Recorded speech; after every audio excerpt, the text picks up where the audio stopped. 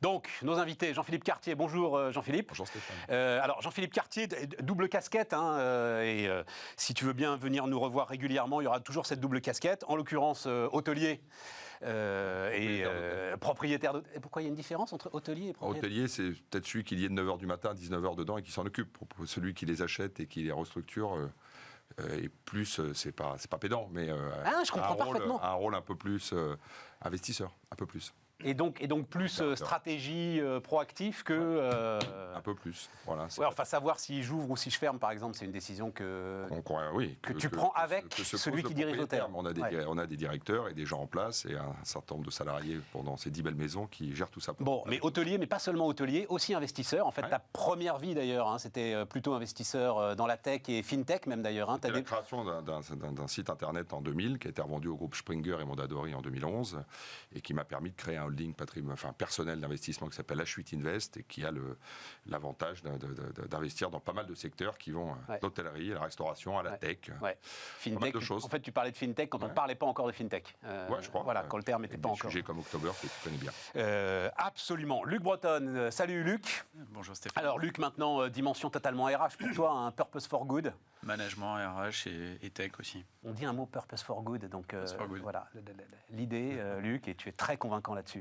C'est un fédérateur d'un écosystème mondial qui pense que le management as usual a vécu et qu'il faut le réinventer et aller vers des nouvelles formes d'engagement des collaborateurs dans les sociétés, parce qu'aujourd'hui, il y a beaucoup de gens qui viennent au travail désabusés et qui n'y croient plus beaucoup et qui ont une relation alimentaire à leur job, et c'est triste.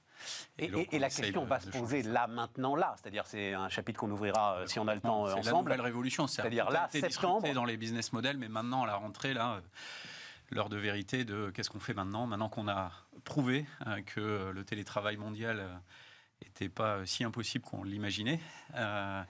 Et que les sociétés ont besoin d'expliquer pourquoi il faut revenir au travail et dans quelles conditions. J'y pensais pas, je l'ai pas noté, mais de mémoire c'est à peu près ça. Delphine Ernotte donne une interview dans le Figaro ce matin, et donc il y a la question du télétravail, et elle dit avec les syndicats, nous sommes d'accord pour que tout le monde revienne au bureau pour que nous ne devenions pas une entreprise fantôme. Et je me dis, si ton âme d'entreprise se résume dans tes locaux au bord de la Seine, c'est triste. T'es pas au mieux. Ouais, voilà. C'est-à-dire, si tu deviens un ectoplasme parce que les gars sont plus au bureau, Bruno, alors je te présenterai. Moi, je suis pas d'accord avec vous. Hein. C'est-à-dire, vas-y. C'est super, du coup, on en parle là. Ce qui compte, c'est pas les bureaux, ce qui compte, oui, on est d'accord. C'est les relations humaines. On est d'accord. Oui, c'est ce qu'on dit. On est d'accord. Si ton âme d'entreprise, si tu es une entreprise fantôme, parce que les mecs. Moi, je suis pas si en faveur du télétravail. Hein. Moi, ce qu'on a vécu nous a montré que c'est un peu possible, mais est-ce que c'est bien ? C'est possible, mais est-ce que c'est bien ? Et pour moi, ça a montré que c'est... Alors, je te présente Bruno, donc Bruno Maisonnier, qui pour le coup, alors lui, est un des pionniers, comment on va dire, du fait que l'homme puisse faire énormément de choses sans forcément être en train de les faire, voilà, on va dire ça comme ça. Hein, et dans les robots, voilà, donc fondateur d'Aldebaran Robotics il y a maintenant, c'était une autre vie, revendu à SoftBank, et maintenant tu diriges Another Brain, et tu es plongé dans l'intelligence artificielle. Il y a deux choses qui m'intéressent et qui m'ont amené à créer Another Brain. Il y a bien sûr l'intelligence artificielle, faire autrement, faire une vraie intelligence et amener à la France et à travers la France à l'Europe un leadership. C'est un de mes objectifs, c'était c'est pour ça que tu es là. Mais j'ai un deuxième thème qui est important, c'est inventer une nouvelle façon de faire les entreprises. Et pour moi, la logique, c'est pas la dichotomie télétravail, pas télétravail, etc. Bien sûr, c'est l'humain, mais c'est la France versus les autres. C'est-à-dire avoir des cultures managériales qui sont adaptées à la culture du pays. Et moi, je trouve qu'aujourd'hui, la France, on a un système managérial, on va dire comme ça, on peut en parler, qui nous fait avancer avec des boulets aux pieds. C'est le système vas-y, démarrons avec ça. Allons-y, démarrons avec ça. Pour moi, on a appris vraiment à manager en France, où on s'est préoccupé de ça dans les années 80, quand les autres y arrivaient, et puis nous, pas terrible, et du coup, on s'est dit comment il faut faire. On a fait appel aux grands cabinets de consulting, qui étaient tous des Américains, qui nous ont appris le management à l'américaine. Or, la culture américaine est une culture contractuelle. Tout est contractualisé. Les relations clients-fournisseurs, les job desks, les mariages, les trucs, tout est contractualisé. Ce qui n'est pas le cas de la culture française. Et du coup, on a importé en France et plaqué en France une culture américaine de relations clients-fournisseurs qui ne correspond pas du tout avec la culture française que Philippe Diribarne, qui est un sociologue du CNRS, qui est un mec super, qualifie de logique de l'honneur. Il y a des tas d'exemples qui montrent que... Logique de l'honneur, ça veut dire quoi? Je veux être fier de ce que je fais. Non, ça veut dire que chacun à son niveau dans une entreprise, chacun a une intime conviction de ce qu'il faut faire pour le bien de l'entreprise. C'est pour le bien de l'entreprise, les gens sont pas... Mais ils ont chacun une intime conviction de ce qu'il faut faire. Et ce qui compte, c'est pas ce que dit le patron, le boss, etc. C'est intéressant, on le prend en compte, mais si on pense que c'est une connerie, on le fait pas en France. C'est pas parce que ton manager t'a dit un truc que tu vas le faire. Ouais, tu le fais si tu penses que c'est ça qu'il faut faire. Tu vois, et donc, on a ce qui donne une capacité, une créativité, ce qui donne mais un type de management qui est très différent. Mais tout ça, ça se retrouve dans un exemple très concret, je trouve, qui illustre bien. Quand tu as un incendie dans une usine aux États-Unis, les mecs respectent les procédures, les notes de service, ils partent bien comme il faut, ordonner et tout. Alors qu'en France, tu as des gens qui sont... Alors, c'est un peu le bordel, mais tu as des gens qui sont capables de se mettre à risque à titre personnel pour protéger l'outil de production. Ne pas quitter le bureau, c'est l'inverse. Non, mais travailler au bureau, protéger l'outil de production, protéger l'entreprise. Et donc, les gens sont prêts à se mettre en risque. Tu vois, c'est pas négatif de dire que c'est le bordel en France. C'est ça que j'adore dans ton discours, c'est qu'on comprend bien qu'il n'est pas négatif du tout. Ah, oui, tout à fait. Et donc, c'est super intéressant. On a une culture qui est hyper singulière, mais chaque pays a une culture hyper singulière. Le Portugal, l'Angleterre, l'Allemagne, etc. Mais la France a une culture hyper singulière. Or, le management officiel à la française, tel qu'il a été plaqué, tel qu'il est maintenant dans la loi, il va à l'encontre de ça. Il est contraculturel. On avance avec des boulets aux pieds dans les boîtes. Donc moi, un de mes objectifs en créant Another Brain, c'est d'abord, bien sûr, l'intelligence artificielle, mais je voudrais inventer un corpus de règles différents sur la façon de faire fonctionner une entreprise française pour qu'on puisse lâcher notre potentiel. Luc, Oui, alors... tu es d'accord avec ça d'abord? Tout ce qui vient d'être dit est juste à ceci près que quand même la culture française, elle est très jacobine, elle est très centralisée. C'est Descartes, c'est Napoléon, c'est des modèles quand même qui sont persistants dans les entreprises. En plus, le capitalisme français, il est quand même très enquisté dans des grandes entreprises qui sont toujours les mêmes depuis 50 ans, ce qui n'est pas le cas aux États-Unis ou sur d'autres continents. Donc ce renouvellement et ce re-challenge des pratiques, il se fait quand même moins chez nous. Et puis c'est ce que dit Bruno, cette verticalité, elle est quand même un handicap par rapport à... Mais justement, elle va craquer là.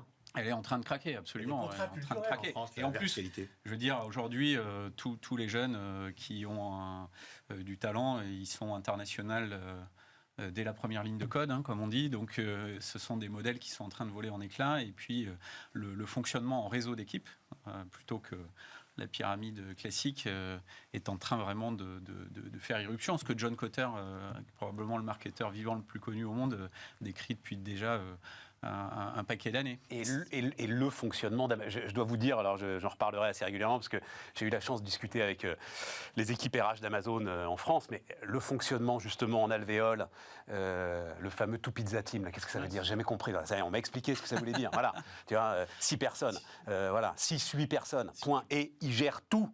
Voilà. Ils ont la totale responsabilité du truc.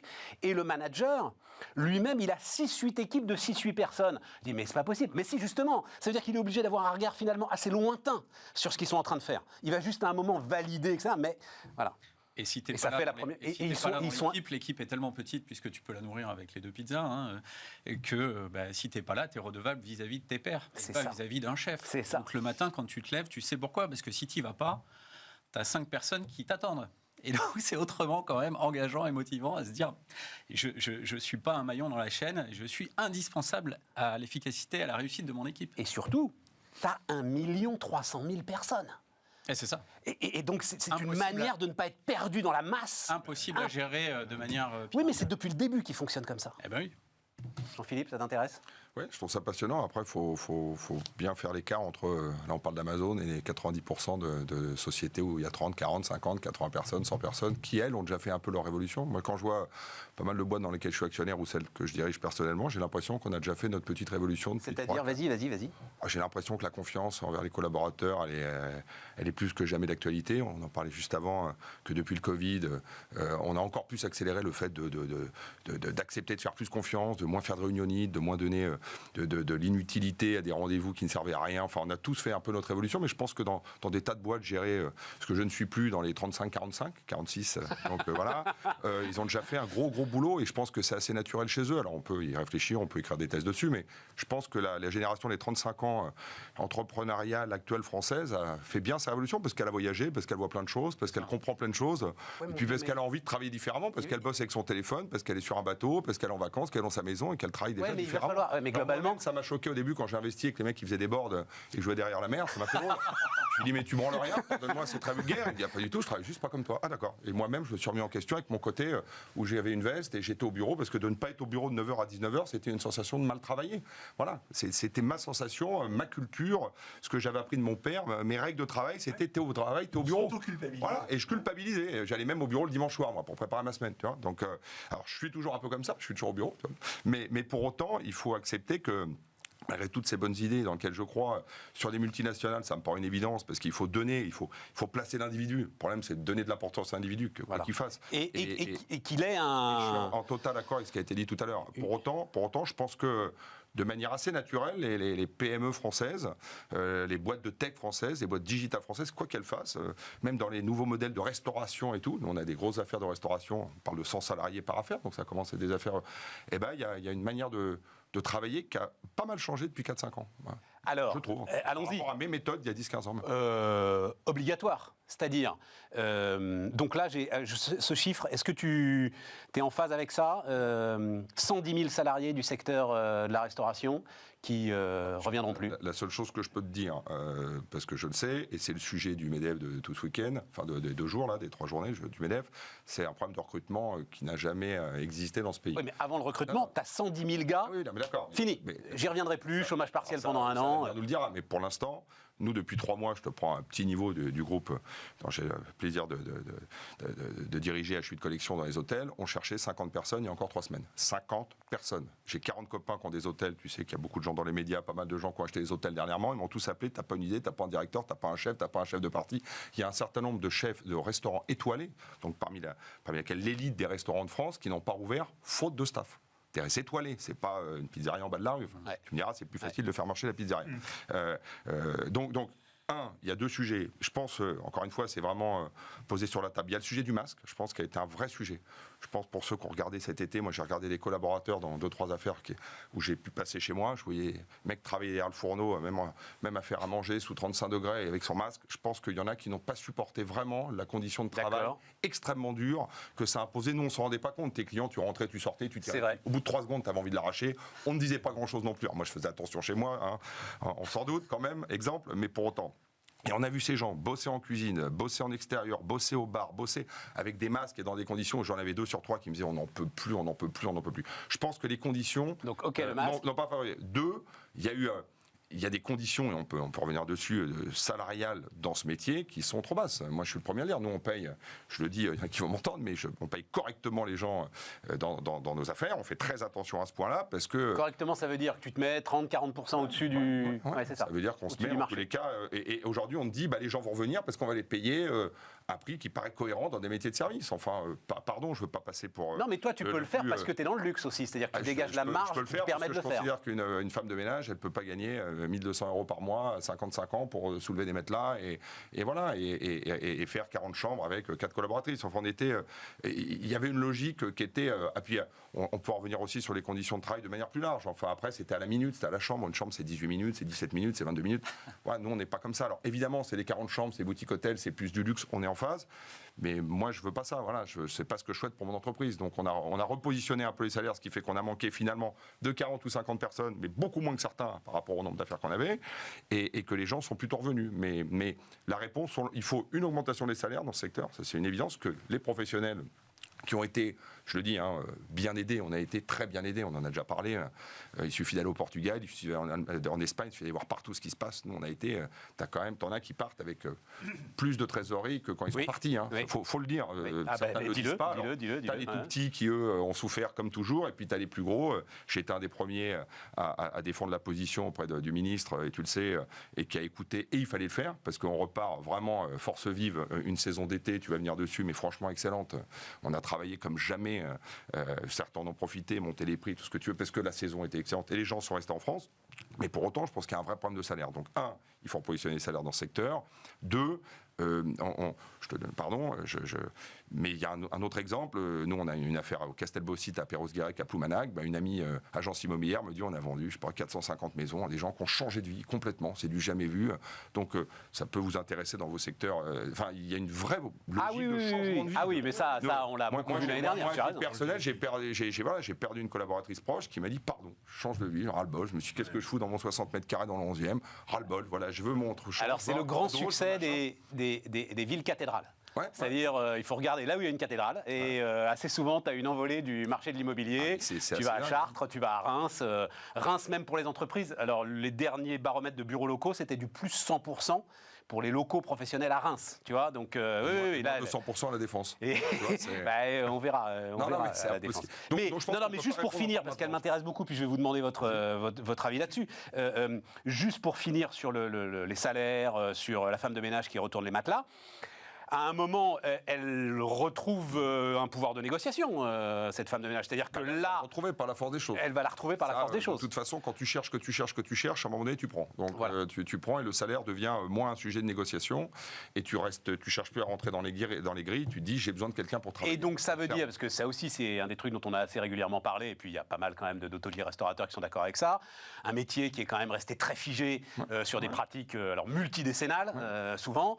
Et donc là, il va y avoir un tri qui va se faire, d'une certaine manière. Qui peut être brutal, mais il va y avoir un tri qui va se faire. Il y a déjà eu le tri sur tous les indépendants qui, eux, ont souffert pleinement de cette crise parce qu'ils n'avaient pas la taille critique pour avoir des aides suffisantes et pas un assez bel actif, ou pas assez potentiellement rentabilisable pour être vendu cher à des potentiels acquéreurs.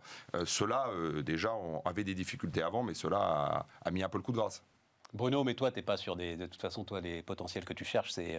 Oui, je suis pas sur le problème du SMIC ou des très bas salaires. Non, mais des très hauts salaires, toi. Par contre, non, même pas. Mais par contre, je vis la même chose sur les gens qui ont du coup pris du recul par rapport à leur vie, par rapport à tout ça. Des gens qui changent de job, qui décident, tiens, je veux me mettre à écrire des histoires, je veux me mettre à...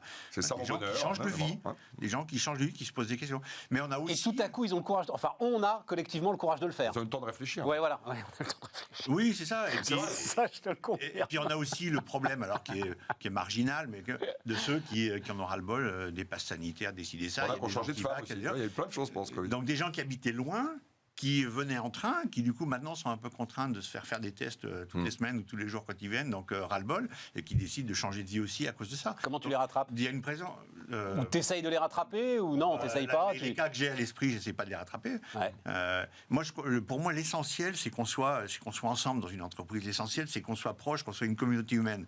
Et donc ceux qui sont à l'autre bout de la France et qui veulent plus venir pour des tas de raisons, pour moi, ça peut pas durer longtemps, quoi. Ça peut pas marcher. Luc ? Ceci dit, il n'y a que 6% des salariés interrogés là, dans la dernière étude d'Adecco qui expliquent qu'ils veulent revenir à 100% en présentiel. Hein, donc, 6% seulement, je me demandais justement. Et 75% qui disent, nous, l'idéal, c'est de l'hybride généralisé. Et c'est l'idéal, l'hybride généralisé ? C'est non seulement l'idéal, mais c'est ce qui va s'imposer, je pense, sauf dans des secteurs où... les gens ne peuvent pas sortir de leur secteur. Dans le numérique, les gens bougent. Hein. Ils ne sont pas contents, ils s'en vont. Le fait de pouvoir... À la télé, c'est compliqué de ne pas venir, je te le confirme. Voilà.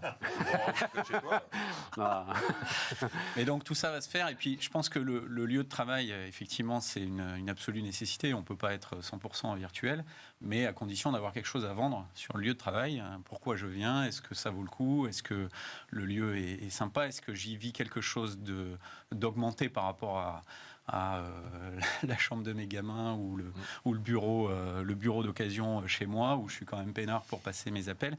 Et donc tout ça, c'est une nouvelle expérience qui est en train de s'installer, qui va être durable, je pense. Et Apple avait par exemple essayé de faire revenir prématurément ses salariés. Bon, il y a eu une levée de bouclier, c'est très sensible. Mais je ne sais pas où ils en sont, mais ils ont mis une grosse pression. Hein. Alors je le citais hier, j'aimais beaucoup pleine page dans le New York Times de pub. Je crois que c'est différentes grandes banques. Si vous voulez les salaires de New York, il faut revenir à New York. les Américains mettent une grosse pression sur le truc quand même. Hein. Ouais. Ce qui va tout à fait dans ton sens d'ailleurs. Tiens, j'y pensais pas, c'est un contrat. Tu veux les salaires de New York, tu reviens à New York, c'est un contrat. Pardon, Luc. Je pense que dans certains secteurs comme la banque, où les gens sont un peu stressés, parce qu'il y a quand même de la disruption massive, peut-être que les gens vont revenir au bureau bon gré mal gré. Par contre, dans la tech, ça va se négocier tout autrement. Et les gens la fluidité du marché va faire qu'on va faire les choses différemment. Moi, je pense que le bureau cloisonné classique où on vient et on fait sa journée de travail comme dans un bureau lambda, ça c'est mort. Il va falloir trouver d'autres façons et il va falloir que sur le lieu de travail, j'ai des moyens de créativité, de pouvoir tisser du lien social, de voir les gens, de travailler. Et donc le boulot du manager devient encore plus un boulot de gentil organisateur. Absolument. Et là, il faut qu'il me donne envie de revenir au moins 2 jours par semaine. La dimension physique, elle est à améliorer et à travailler et à considérer de manière spécifique. Vas-y. Il y a quand même quelque chose à faire. Enfin, il ne vient pas que pour... Et non, mais il y a aussi... combien Attends. Il y a aussi une mission pour laquelle il a... C'est une vraie question. Tu sais, combien des managers que... Moi, j'en connais. Hein, voilà. En fait, à un moment, de temps en temps, à la fin de la journée, je disais, mais qu'est-ce que j'ai foutu aujourd'hui, en fait Ouais, alors, concrètement, là, qu'est-ce que j'ai fait ? Oui, j'ai présidé 14 réunions. Alors, non, on est en mais phase. concrètement, qu'est-ce que j'ai fait ? Je peux te dire, pardon, mais pour rebondir sur ce que tu disais, je pense qu'il ne faut pas oublier non plus qu'à la base, il y a quand même l'essence d'un travail. Donc, quand tu es responsable marketing de telle entreprise, tu es responsable marketing. Voilà. Donc, il y a aussi, alors c'est super de vouloir... je pense qu'on revient aussi au côté qui fait le plus beau bureau, qui m'a un baby-foot. Moi, j'ai vu des concepts, je ne citerai pas de nom, bon, ça devient tellement... délirant, ouais, c'est ça. C'est un restaurant. Tu rentres, non, nous, on donne le courrier, on donne aussi à manger aux salariés, c'est cool, c'est machin. Bon, ok. Bon, je suis peut-être un peu ringard, mais je pense qu'il ne faut pas aller trop loin. Je pense que, il ne faut pas oublier 2 choses. Il y a aussi plein de gens qui a eu envie aussi de retrouver d'autres gens que chez soi. Parce que je pense que quand tu as été chez toi, oui, bien sûr. Beaucoup, hein. Chez toi, ça a fait marrer tout le monde, les 3 mois avec ton épouse, 3 mois avec tes enfants, 5 mois, qu'à un moment donné, bon, j'aimerais juste revoir d'autres gens. Quoi. Car il y en a qui l'ont moins bien fait, nous on a un peu travaillé, je pense, donc on a été à nos bureaux, on a recroisé des gens, déjeuner en respectant les distances, bon, on a fait 2-3 trucs, il y en a qui ont vraiment tenu le coup.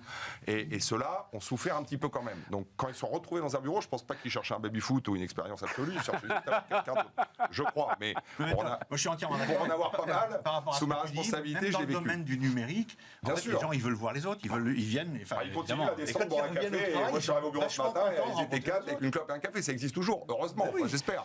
Et pour rebondir juste là-dessus, après, je pense, et je partage 100% l'avis, je pense que là où tu parles de manager, et je peux bien passer pour t'en parler, moi-même, je me suis remis en question en disant, mais qu'est-ce que j'ai pu les emmerder avec des réunions, des machins, des bidules, où moi, quand je devais parler à quelqu'un à 1000 km, je considérais que je devais aller à 1000 km.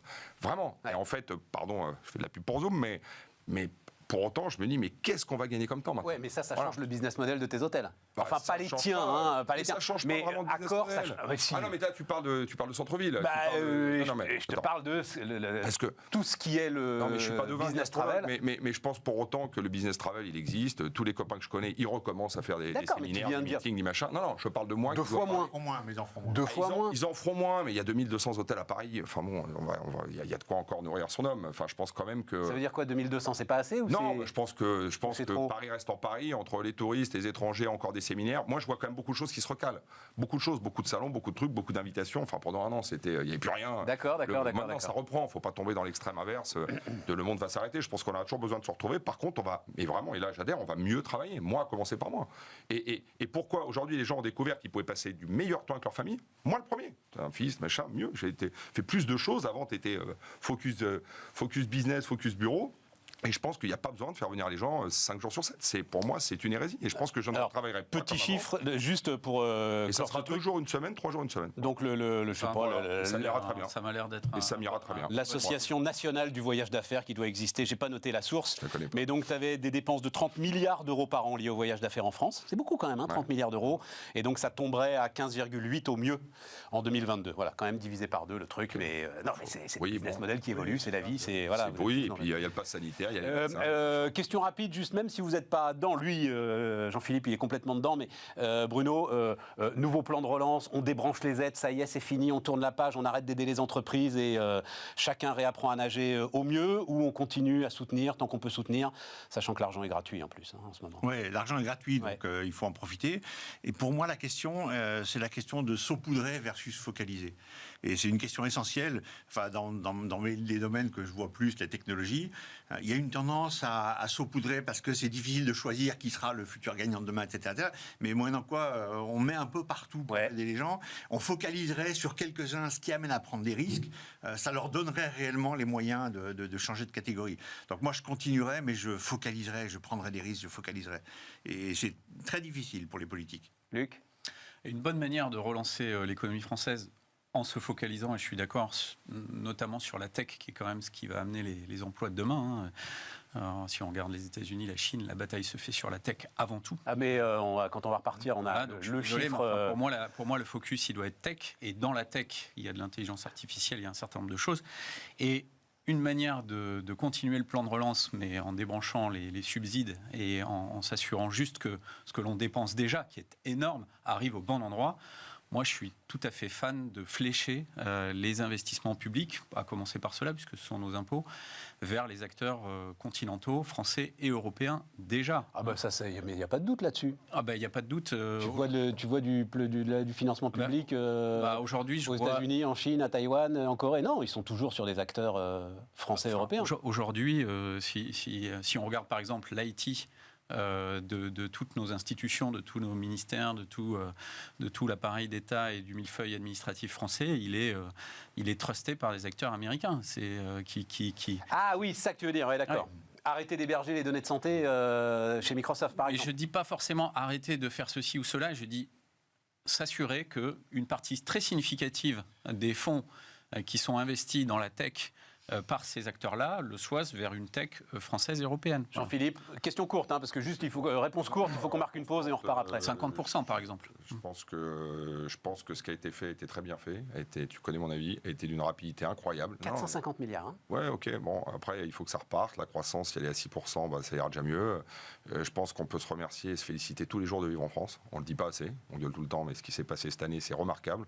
Encore une fois, je ne fais pas une ode à Bruno Le Maire, mais je pense que ce qu'ils ont fait était remarquable. On oublie que le 15 avril, ils ont des... Non, mais moi, j'étais dans tous les secteurs où on avait besoin. Donc on a Maintenant, je suis ravi d'entendre ça. Moi. Je sais que des abus, tout le monde le sait. Le ministre le dira mieux que moi. On sait très bien que quand on veut aller vite et sauver machin, il y aura un bonhomme à la mer et puis il y en aura un. Voilà. Donc ils ont fait le maximum. Maintenant, je pense que il est temps que les entreprises aussi se reprennent aussi en main, arrêtent de dépendre d'eux et se projettent un peu vers l'avant. Et donc on commence à débrancher, sérieusement.